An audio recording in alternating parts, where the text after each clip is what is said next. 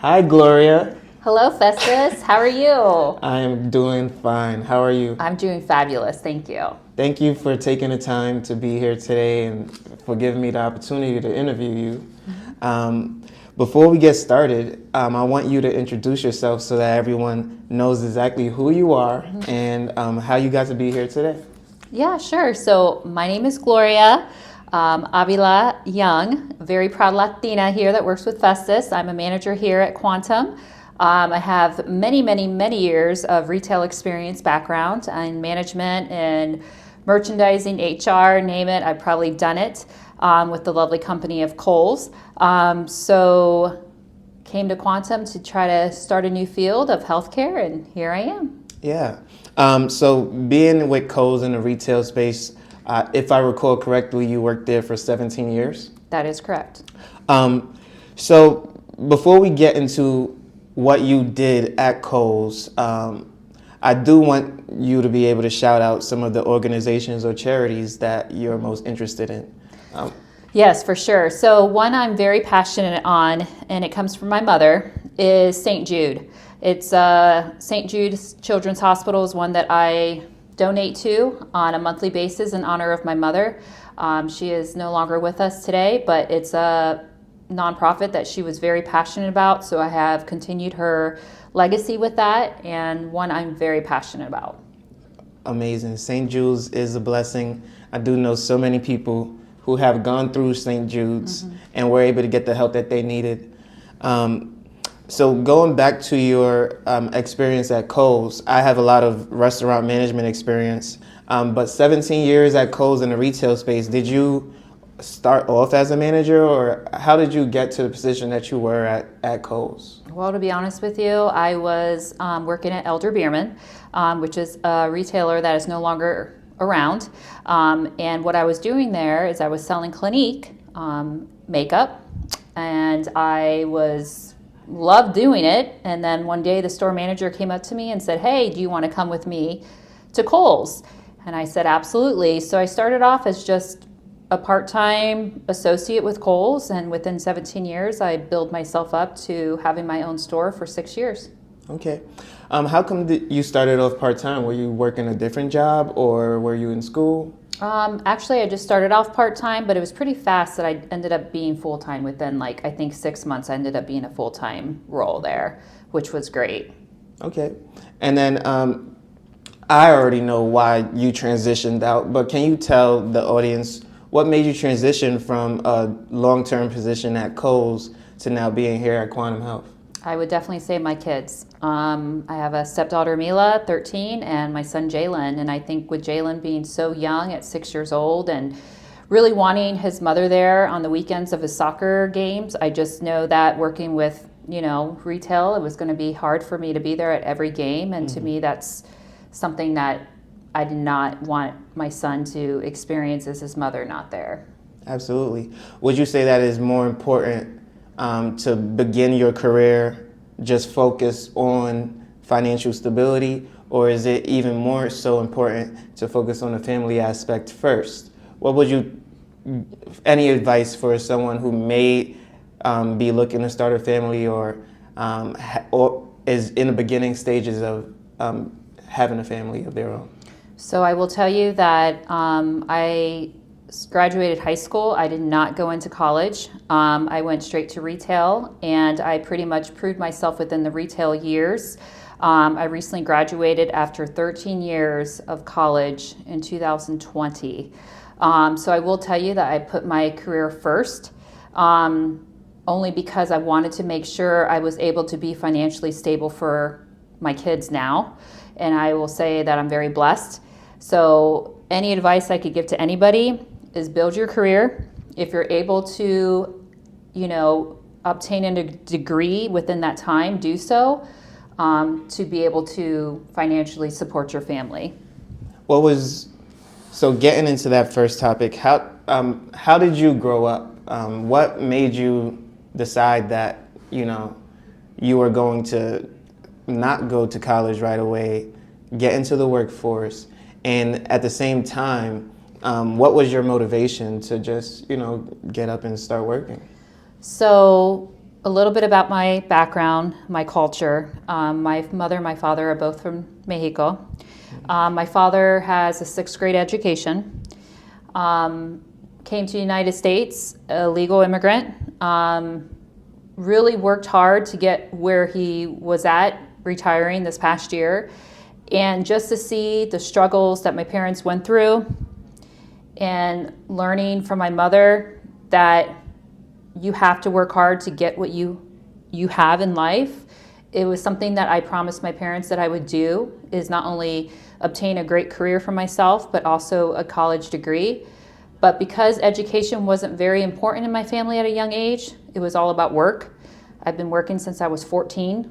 I was flipping waffles at the College of Worcester, and I've been working since. So I think, honestly, seeing the struggles that my parents went through, I wanted to make sure that I did everything in my power to be who I am today, which I would say I'm very proud.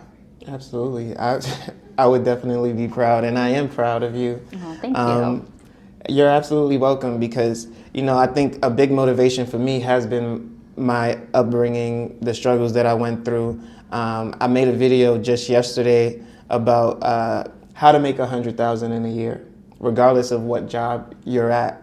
And I had a lot of pushback because someone was saying, how can you do X, Y, and Z and expect to do that? You need to work at least 10 hours a day. And I said, well, that's exactly what I did. I worked 10 hours a day in order to achieve that, because I was just excited to have my first job, excited to have my first opportunity. So I can definitely relate. Nothing comes without hard work. That's just been our experience. What was your relationship with money growing up? And I think that goes back to just seeing the hardships. I mean, I remember, I hear kids these days talking about how many Christmas presents they have under the tree. And I just remember as a kid, I was lucky to get one Christmas present. And I even love talking to my father about things that he used to get as a child. And to be honest with you, my father grew up so poor that he remembers just having a simple, I don't even know if it was like a pack of gum that he would get for Christmas, and that's all he got.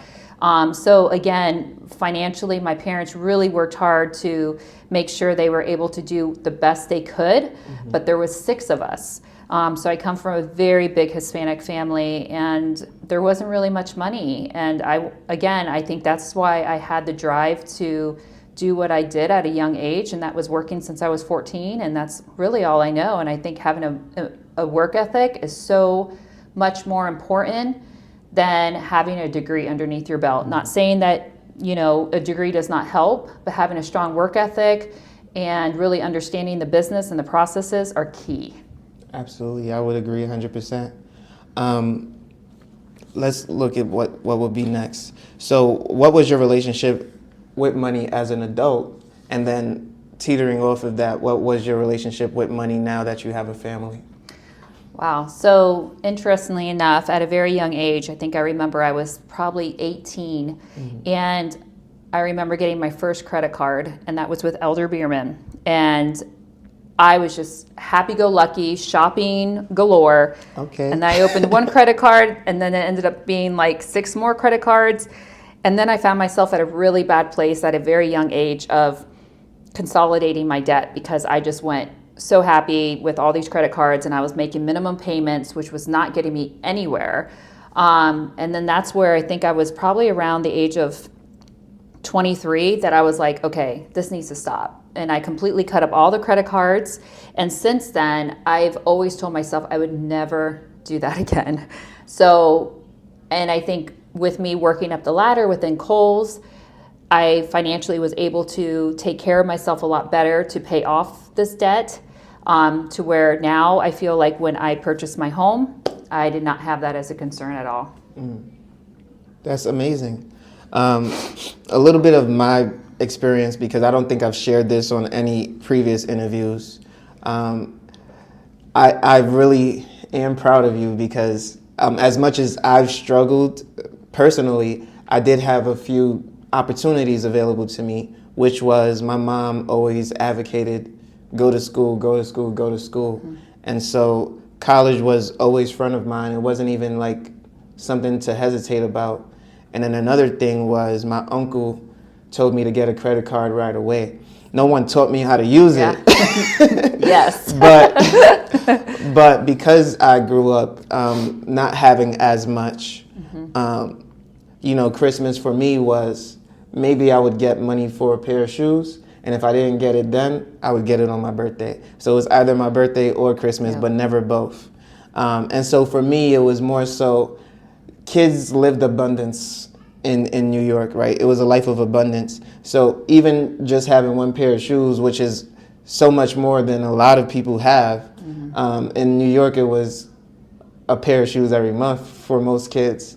And so when I had to figure out that I needed to wear high tops because, it snowed, it was also summertime in New York, and then there was so many variations of the weather, and I knew I would only have one pair of shoes, so I had to stick to high tops because I could wear those any time of year. I couldn't get boots, I couldn't get flats, just my high tops.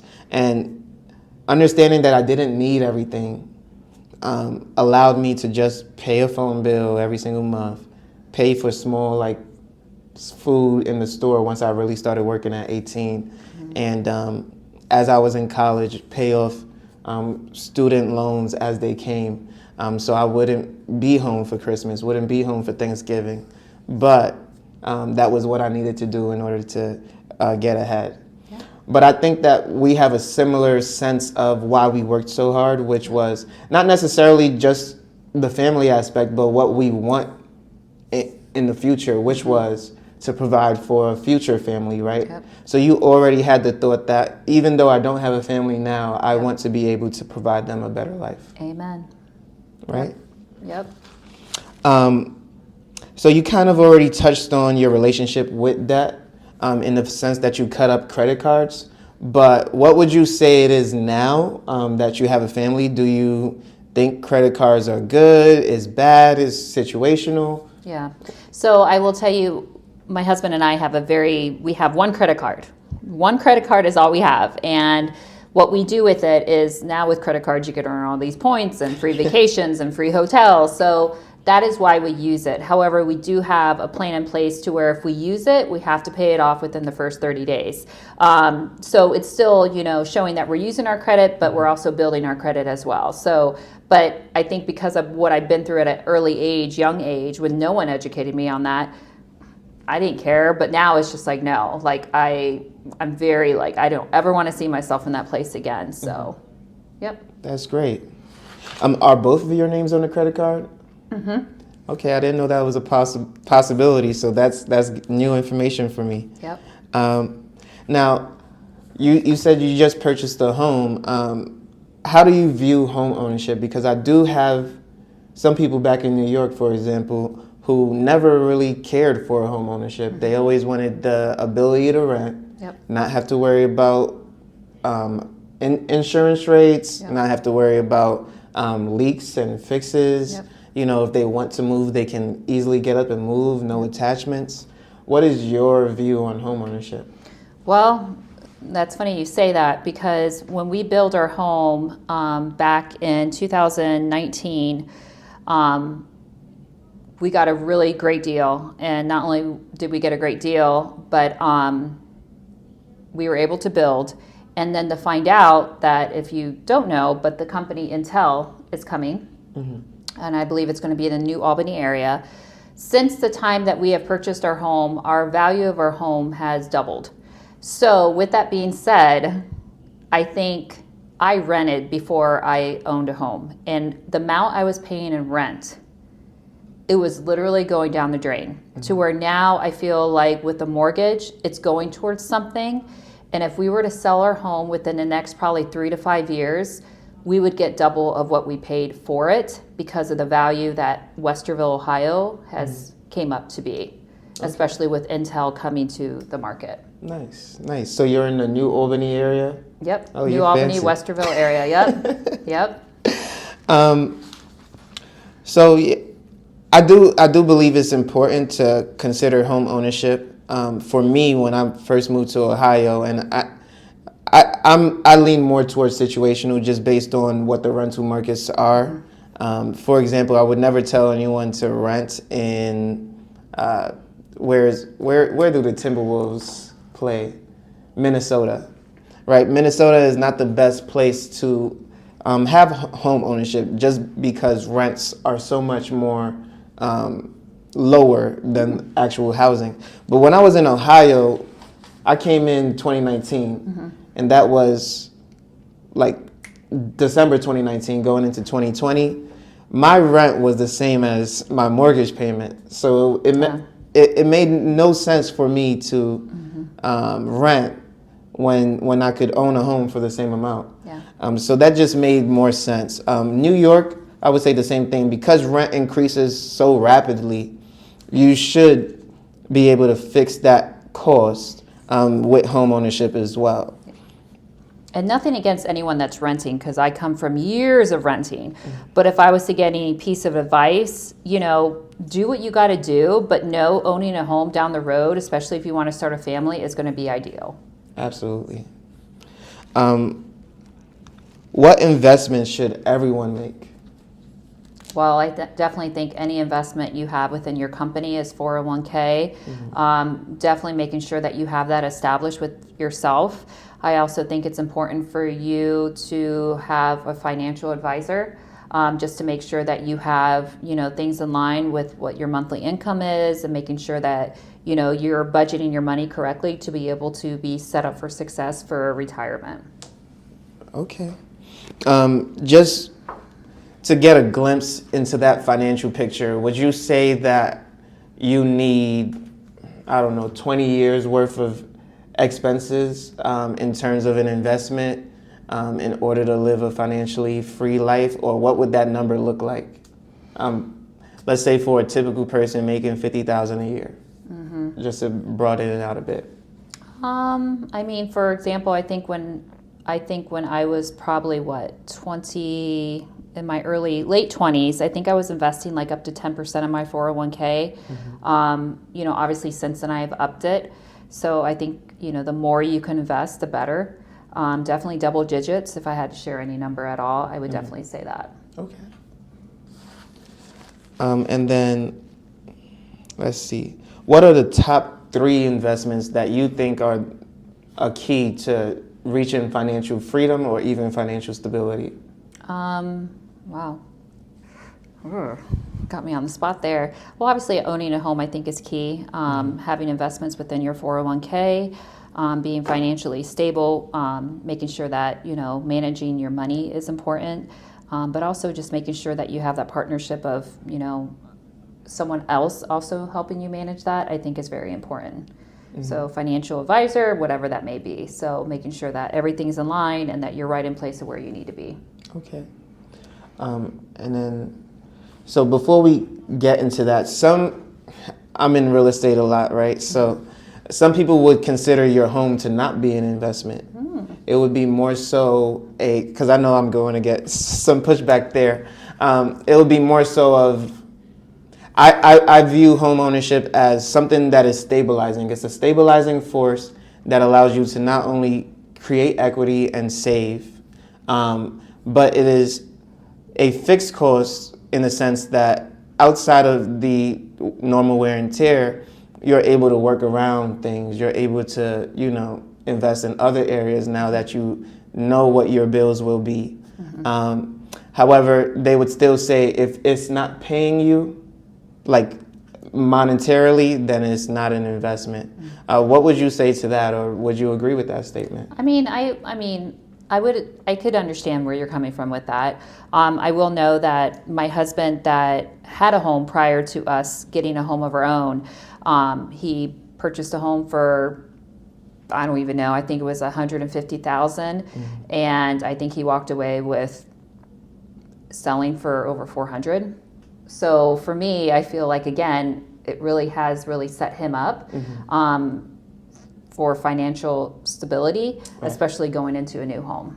So I don't know, I guess it's like back and forth. So anybody that has that opinion, I'm sorry, but I think having a home is important, but that's just me. Right. Absolutely. And so just to give my top 3 investments, I would say 1, I always fell in love with stocks because it was just the easiest form of investment, the easiest gateway into building your future up. Yeah. But and stocks helped me in many ways. It helped me buy my first property. It helped me gain a little bit more interest, and then it also allowed me to have leverage. And this leverage allows me to continue to buy more properties today, even though I'm not actually using the stocks itself. You can also kind of use it like a home and get a loan on it if you so choose. But obviously, that's not where I'm going in my investment journey. Two would be real estate. Real estate allowed me to, one, not have housing costs. You can do the same thing with a rental property, rent by the room, or even do Airbnb rental arbitrage that you see today. But having your own, you can now gain the equity as well and pay it off over a fixed period of time. So those are the top two for me. If I had to say a third, I would say that the company match on a Roth IRA or 401k is definitely important. Because now you have, although it's illiquid in the sense that if you borrow from it, you have to pay it back within a 12-month span, you do get almost bonus equity in the sense of you get a percentage that your employer is matching. And then lastly, what are the top 3 takeaways that you want people to know? It doesn't have to be just financial, it can be life advice as well. Well, my famous quote is, do not leave your success in anyone else's pocket. I live by that quote. I really would highly tell everybody that I come in contact with is just remember that. Believe in yourself and know that you have control of your life. No one else does. But hard work definitely pays off. I agree 100%. So if you're looking at me, I agree 100%. Yep. One, I want to thank you for taking the time out of your day to be here today, share some not only life advice, but some financial hurdles that you may have went through and what has gotten you into the position that you are in today. Thank you so much, Gloria. Thank you, Festus. And you should be also proud of yourself. So everyone that's out there, part of this YouTube channel, great guy right here. So Thank you. Yep. Peace. Bye.